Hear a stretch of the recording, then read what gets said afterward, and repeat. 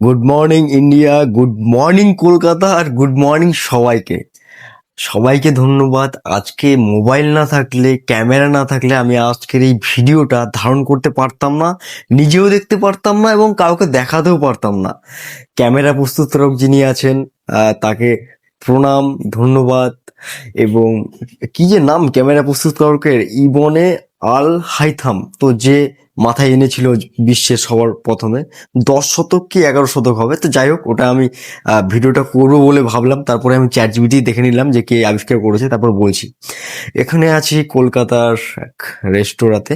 তো সেখানে ঘুম থেকে উঠলাম আমি এখানে, আর বিছানা গোছানো নয়, দেখাবো না। আর যে জন্য ভিডিওটা করা, তাকে আমি উপস্থাপনা করছি। আজকে একটা বিশেষ স্বপ্ন দেখেছি বন্ধুরা।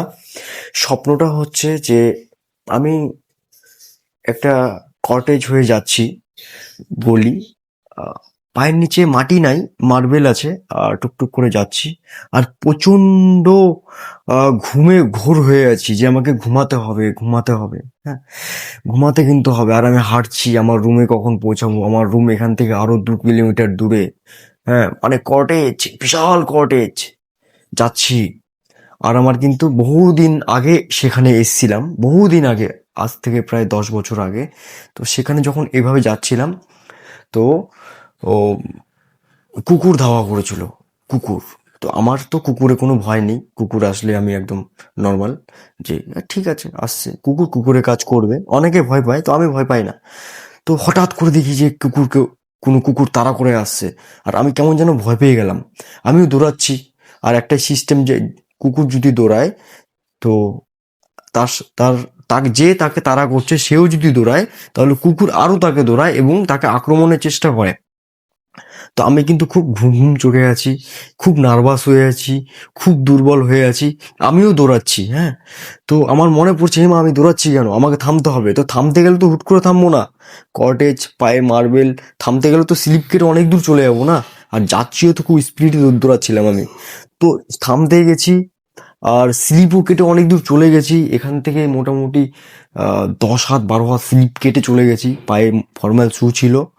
আর কুকুরও দেখি আমার কামড় দিতে আসছে। আর আমি কি এমন একটা জিনিস দেখালাম, কুকুর ওখানে দাঁড়িয়ে গেল। এবং আমার যে চাদর ছিল, চাদরে আমি আর কোনো দিকে তাকাতাকি না, আমি চাদরটা এইভাবে করে নিয়ে এবং রেখেছিলাম। এবং আমি ভেবেছিলাম যে আমার আশেপাশে কিছু একটা আছে, ওই বাঁশ টাইপের, লাঠি টাইপের। তো আমার হাতে যা যা ছিল ওগুলো যথেষ্ট না। আমি হাত বাড়িয়ে লাঠিটা নেওয়ার চেষ্টা করলাম, এবং লাঠিটা আমি হাতের কাছে রেখে আমি মানে আন্দাজ আন্দাজে মানে মানে আন্দাজ মনে করে আমি চারিদিকে লাইটটা ঘোরাতে থাকলাম। কুকুরটা যদি আশেপাশে থাকে তো ভয়ে পালিয়ে যাবে, হ্যাঁ। তো তারপরে এসে দেখি, দাদা, এই ঠান্ডার দিনে গিজার না চললে এক সমস্যা, কারণ ঠান্ডা জলে স্নান করা কষ্টকর। তো যাই হোক, তো আশেপাশে এসে দেখলাম যে আহ, কুকুরটা পাশেই বসে আছে, হ্যাঁ। আর আমি কুকুরটার সামনে চুপ করে বসলাম। কুকুরটা কিন্তু খুব কিউট কুকুর ছিল, হ্যাঁ। গলায় বেল্ট ছিল, অবশ্যই পোষা কুকুর ছিল ওটা। তাকে তার চোখে চোখ রেখে বললাম যে কুকুরটাকে ওইভাবে করেও আমার হেনস্থা করা ঠিক হয়নি লাঠি দিয়ে, কারণ কুকুরটা খুব কিউট। ওকে একটু বোঝালে হয়তো বুঝতে পারতো। তো কুকুরটাকে বললাম, আমি এখানে আছি এবং আমার মতো আরো অনেকে আসতে পারে, তাকে এইভাবে বিরক্ত করবে না। সবাই চোর না, সবাই ডাকাত না, আর সবাইকে বুঝতে শেখো তুমি। তাই আমি তোমাকে বুঝলাম, এই বললাম, আর কুকুরটা চলে গেল। ওয়াও! স্বপ্নটা ওয়াও ছিল। আজকে জানি না এই স্বপ্নটা কেন দেখলাম। নতুন জায়গায় ঘুমাচ্ছিলাম নাকি, সেই জন্য স্বপ্নটা দেখলাম। দেখা হচ্ছে নতুন কোনো ভিডিওতে। ভালো থাকবেন, সুস্থ থাকবেন।